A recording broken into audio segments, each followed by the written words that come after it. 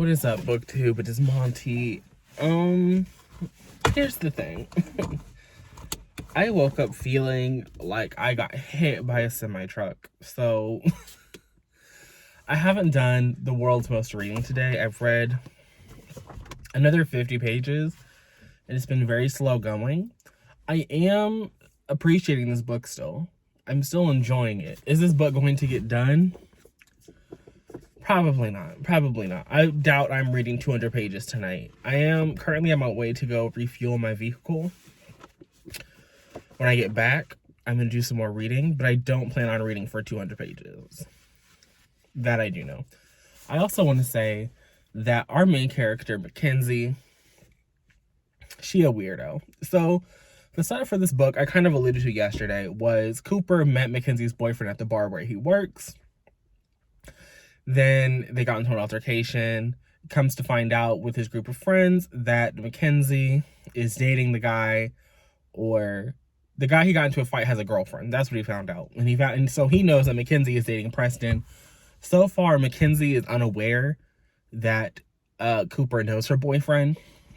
But Mackenzie does know that Cooper knows that she has a boyfriend because she is constantly bringing it up. But she is also 100% cheating on her boyfriend with this man. And I'm only annoyed with it because there was just this scene where Mackenzie was at this little golf club, I think.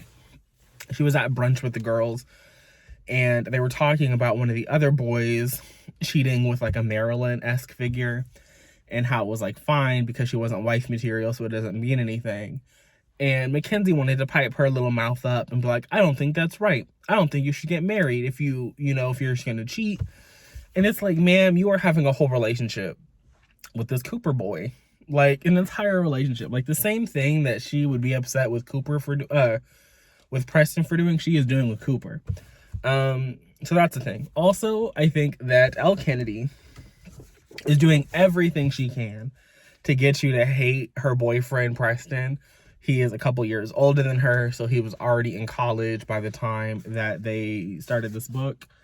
And then, not only that, it was an arranged marriage situation wherein her parents and Preston's parents were like, you guys should get married and be together. And so it's not even a love connection. And these are all very things that are planted. So you just don't care about Mackenzie and Preston working out, and so you can get on board with Cooper and Mackenzie, even though Cooper and Mackenzie have this thing where their relationship from his perspective is entirely based on the fact that he made a bet with his friends that he could get her to fuck while she's still dating Preston, or she could get her to leave Preston for him. So it's very messy, and I'm enjoying it. But I do feel for an adult romance, I can see the formula. I see the formula working.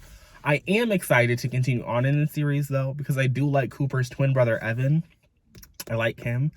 And I think that we have just met his love interest. We got word of this, his old girlfriend that left town, and I'm pretty sure she comes back in the next book. So I will be continuing on with the Avalon Bay series.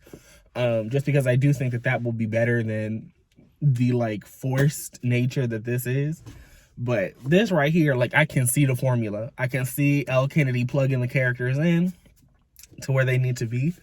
But it's not taking away. I just wish that we could hide it a little bit. I wish that we could see. I wish that everything wasn't so obvious, I guess is what I'm trying to say. So I am a lying liar, because I did finish A Good Girl Complex by Elle Kennedy. I didn't think I had it in me, but then Julie from Julie's the Author did her usual Sunday night productivity sprints, and I was able to knock this out. Here's the thing. I really need the romance girlies to stop having the breakup within the last 20 pages, because I already didn't think that these characters were going to make it, and so when they broke up 10 pages before the end of the book, I just knew they weren't going to last. And even if you ask me right now, I do think that Cooper and Mackenzie would wind up on Investigation Discovery. These characters are not getting married, they're not having children, they're not doing anything. Here's the thing about Good Girl Complex.